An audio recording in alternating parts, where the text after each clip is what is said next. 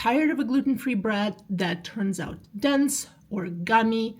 I've been there too. I know how frustrating it is to put all the time and effort into making a gluten-free loaf only to end up throwing it into a garbage bin. But what if you could make one that has the amazing taste and texture of wheat bread and is packed with nutrition, plus it contains 43% of women's recommended daily intake of iron? Would you do it? Well, today I will show you step by step how to make this nutrient-dense bread using millet and sorghum flour blends. And I truly believe this might be the closest I've gotten to a wheat bread so far. Hi, I'm Masha, and I'm obsessed with bringing more nutrition back to yours and mine gluten-free tables. So let's stop talking and start baking.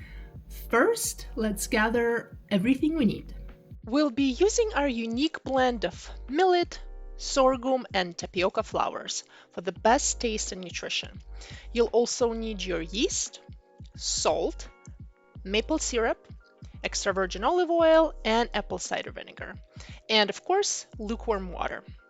For your tools, you'll need a stand mixer with a dough hook, but the absolute most important tool is a kitchen scale. In gluten-free baking, I found that precision is everything, so skip the cups and grab your scale. You'll also need parchment paper and a good cast iron skillet. I'm using my 8-inch large pan today, which is perfect for this recipe. Now let's start with a secret ingredient, which is the psyllium husk powder. Now this is a non-negotiable binder that will give us that soft on the inside, crispy on the outside structure that we are looking for. If you haven't baked with this particular binder before, I encourage you and challenge you to try it.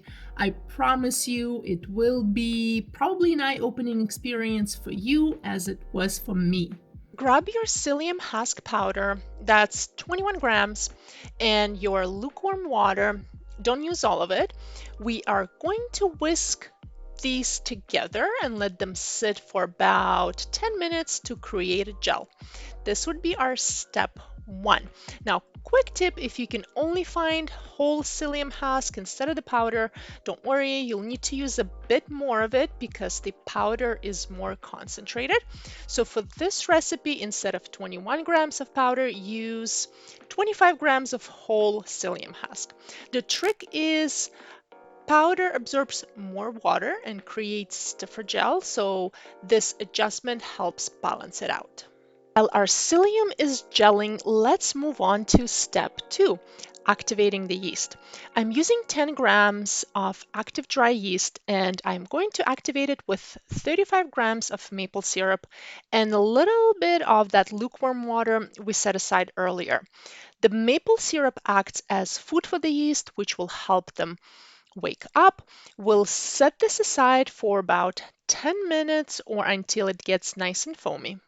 Quick tip, if you are using instant yeast instead of the active dry yeast, you'll need to use a little less, about 8 grams for this particular recipe, and you can actually mix it directly into the dry ingredients later. But since I am using the active dry yeast here, I'll let it stand here and do its thing. All right, our psyllium gel is set and our yeast is foamy and active. Now we can bring it all together in a bowl of our stand mixer. First, let's add the flours, 180 grams of tapioca, 180 grams of millet, and 60 grams of sorghum. Then we'll go in with the rest of the dry ingredients, which is 10 grams of salt. Next, pour in your activated yeast mixture, 20 grams of extra virgin olive oil, and 10 grams of apple cider vinegar. Finally, scrape in that thick, ready-to-go psyllium gel. We're going to let the stand mixer work this dough on a medium-low speed for about 4 to 5 minutes. If you are doing this by hand, you'll need to mix quite vigorously for about 6 to 8 minutes. The dough will be soft and sticky. That is exactly what you want. Scrape down the sides once or twice to make sure everything is fully incorporated. Step 4, our dough is ready to be shaped and proofed. It should now be smooth and easy, pulling away from the sides of the ball. Turn the dough onto the lightly floured surface. Give it a quick, gentle knead, flatten it slightly, and roll it into an oval or round shape. Pinch the seams as well. Now, you can place this loaf seam side up in the proving basket if you have one, but today I'm proving it right in the cast iron skillet itself, which saves a step. Just make sure you parchment line the skillet first so the dough does not stick.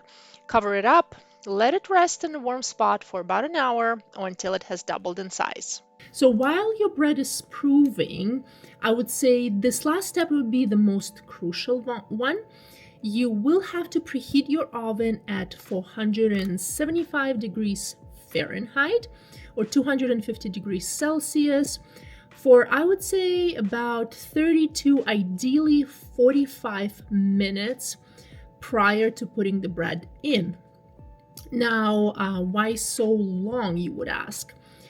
This extreme temperature triggers the maximum oven spring, which gives your loaf that nice lift that we are looking for.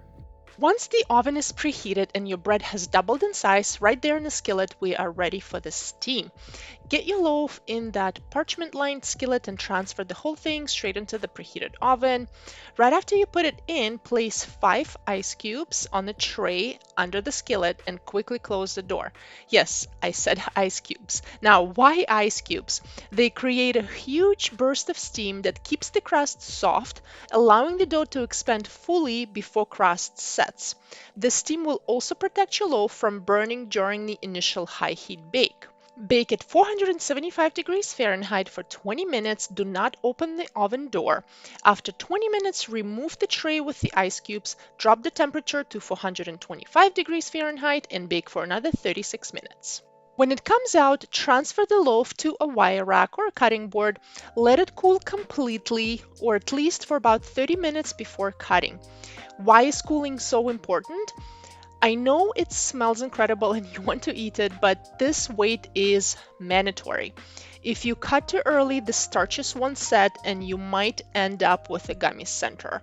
The exact thing we started this video to avoid. So patience is the final step. And there you have it. We went from remembering that frustrating gummy loaf experience we all had to creating this beautiful artisan gluten-free bread that proves you don't have to choose between taste, texture, and nutrition.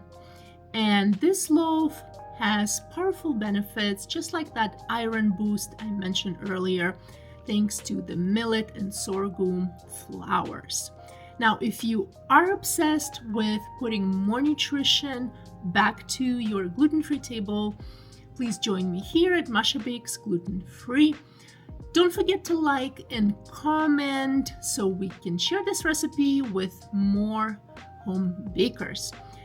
Thanks so much for baking with me today, and I'll see you in the next one. Bye.